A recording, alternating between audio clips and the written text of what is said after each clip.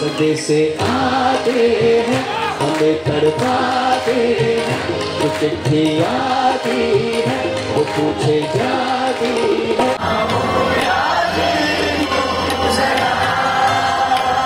बिस्मिल्लाह खां साहब के जो भांजे हैं उनको ये सौभाग्य प्राप्त हुआ कि पहली बार एक मुस्लिम आर्टिस्ट यहाँ पे परफॉर्म किया।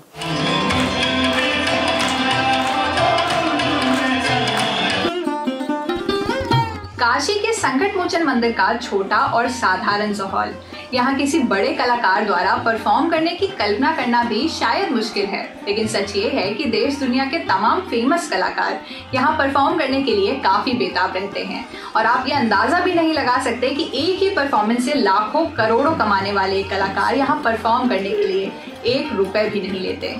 आखिर संकट मोचन संगीत समारोह का कैसा है ये जादू जो कलाकार यहाँ खींचे चले आते हैं। हनुमान जी का ये फेमस मंदिर वाराणसी के दुर्गाकुंड क्षेत्र में मौजूद है, जो काशी हिंदू विश्वविद्यालय के काफी नजदीक है। इस मंदिर में मौजूद भगवान हनुमान जी की मूर्ति के बारे में एक कथा प्रचलित है कि इसे गोस्वामी तुलसीदास ने अपने हाथों से गढ़ा था। उस दौर में यहाँ एक छोटा सा ही मंदिर था जो धीरे धीरे बड़ा होता गया। हर साल अप्रैल के महीने में हनुमान जयंती के बाद इस मंदिर के परिसर में संकट मोचन संगीत समारोह आयोजित होता है, जिसमें क्लासिकल सिंगिंग और डांसिंग से जुड़े देश और दुनिया के तमाम दिग्गज कलाकार परफॉर्म करते हैं। साल 2023 में संकट मोचन संगीत समारोह का रुतबा और भी खास रहा, क्योंकि इस साल इस समारोह का 100वां साल था।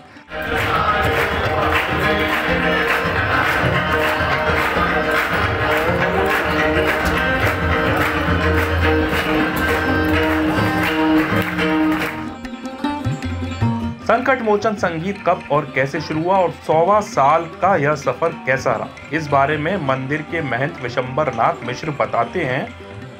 ये कोई विग्रह ले आके स्थापित नहीं किया गया है। जो रूप हनुमान जी ने दर्शन दिया था जिस रूप में, उसी रूप में भगवान यहाँ प्रतिष्ठित हुए हैं। गोस्वामी जी स्वयं संगीत के बहुत ही ज्ञानी थे। आप विनय पत्रिका जैसे देखिए तो उसमें पद भी उन्होंने लिखा और पद के साथ रागनियों को भी मेंशन किया। तो ये तो है कि संगीत हमारे यहाँ एक जो मार्ग है, राग भोग का कंसेप्ट, कि भगवान को भोजन भी कराते हैं और राग से भी उनकी सेवा करते हैं। तो ये तो मंदिर का एक नियमित कार्यक्रम है।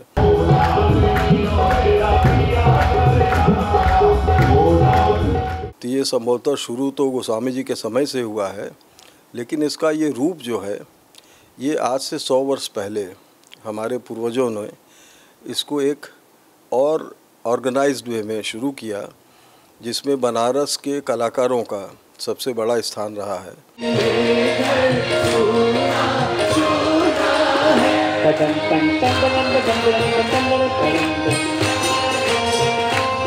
आपको बता दें कि इस कार्यक्रम की खास बात यह है कि यहाँ किसी तरह का भेदभाव नहीं है। कलाकार भी इसे मानते हैं। फेमस लोक गायिका मालिनी अवस्थी इस इवेंट के बारे में बात करते हुए कहती हैं, सबसे बड़ी बात यहाँ कोई भेद नहीं है, न गाने बजाने वालों में न सुनने वालों में। हनुमान जी के दरबार में सब एक है। सुनने वालों को देखिए, बड़ा से बड़ा छोटा से छोटा जमीन पे बैठ के सुनता है। जो रसिक जन की जो पुरानी परंपरा है संगीत की, उसको आप यहाँ पर देखेंगे।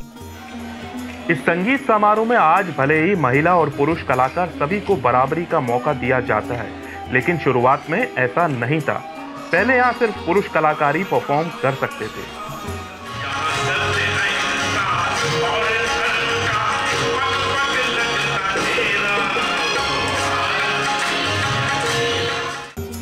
कब और कैसे हुआ समारोह में बड़ा बदलाव? पहले महिलाओं के परफॉर्मेंस के लिए एकदम बंदिश था, यहाँ कभी अलाउ नहीं किया जाता था। तो उसको शुरू किया कंगना बनर्जी ने, वो भी 77-78 के दौरान।